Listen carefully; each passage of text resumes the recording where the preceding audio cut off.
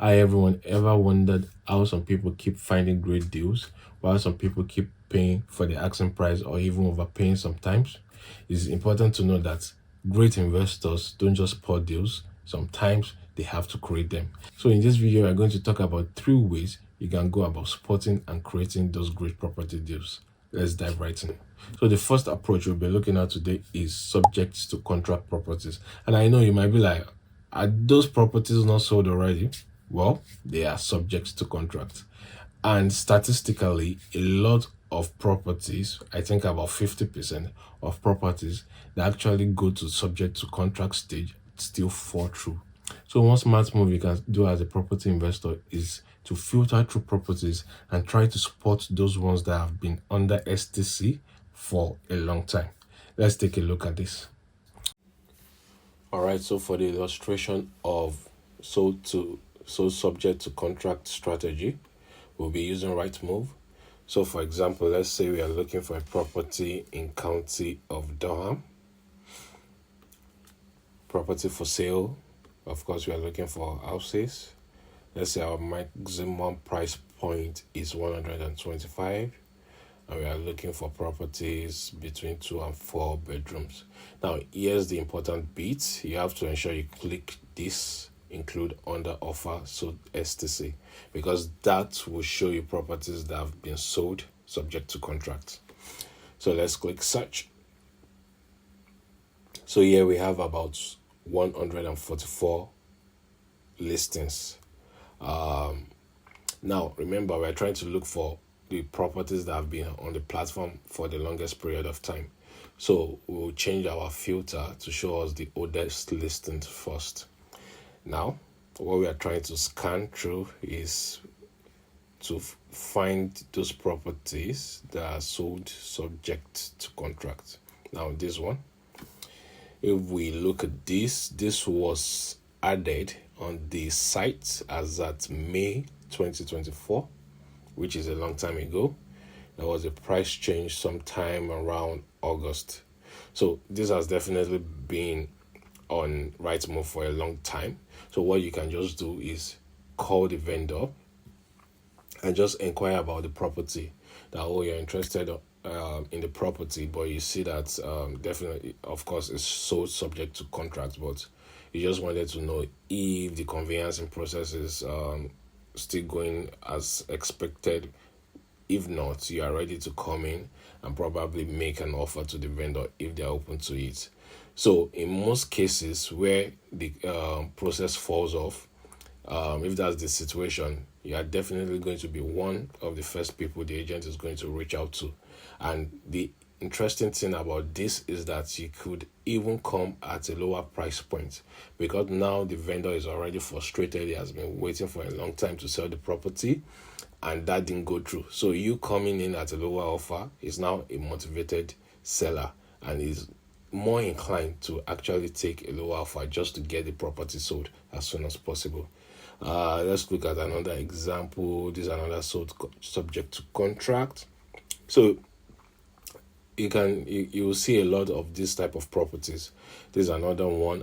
It was listed as at July, and so this too has been on for a very long time. So just reach out to the vendor or to the agent, express your interest for the property, and who knows, you might just be able to get that property should the current conveyancing process falls off.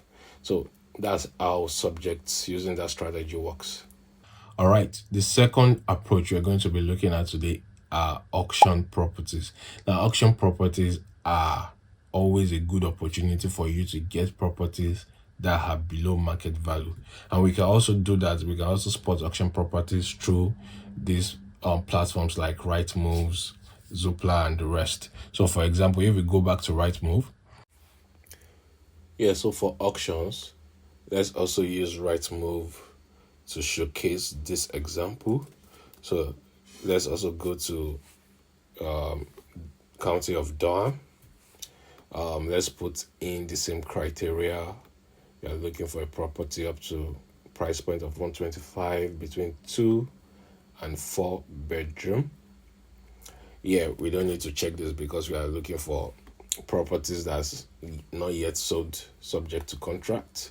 So here we go to the filter and we click must have auction properties because we're actually only interested in auction properties. And you can see that brought the number of listing down to 5. So you can see all the properties that are available for auction. And one other guide is once you see guide price, it means it's up for auction. So what you can just do is go through the properties that are listed. If you see anyone that you're interested in, then you can know that property and ring up the agent. For example, if you look at this, this is by Auction House London. So you could ring up Auction House and just make inquiries about the property.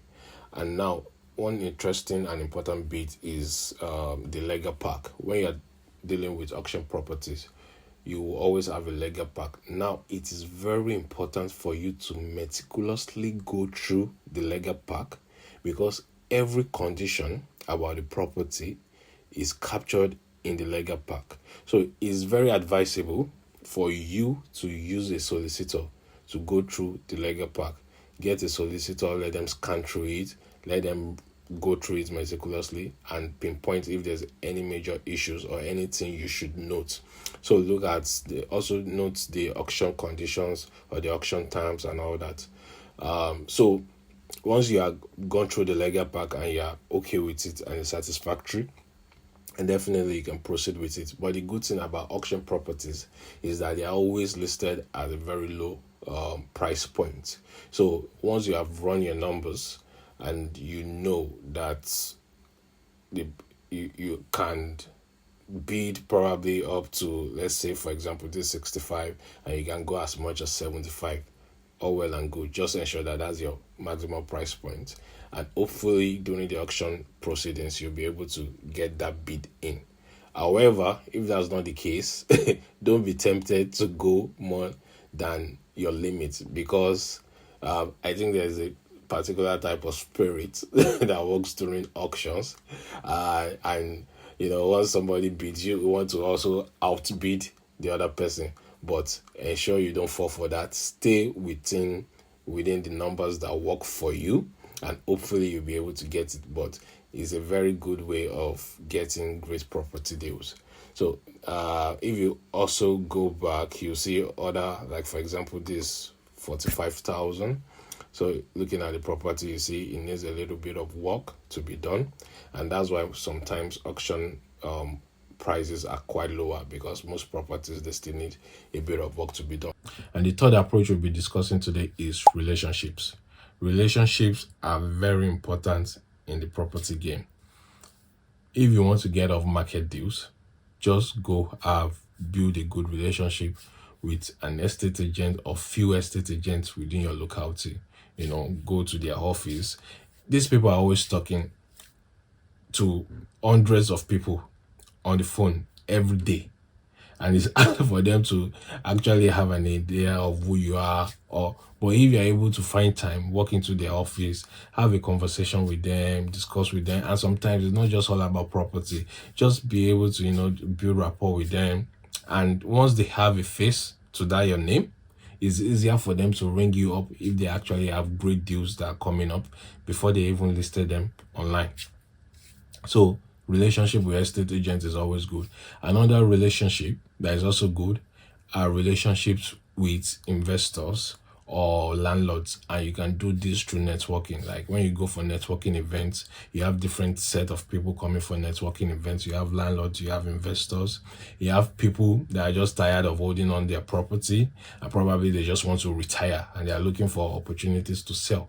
And these are platforms or avenues where you're able to get those type of people. So attend networking events, network with people, be able to build relationships with them, and who knows, from there you might just get that next great deal. All right, that's it for this video. I hope those tips were helpful and you'll be able to use at least one of them to secure your next great property deal. See you on the next one. Remember to like and subscribe.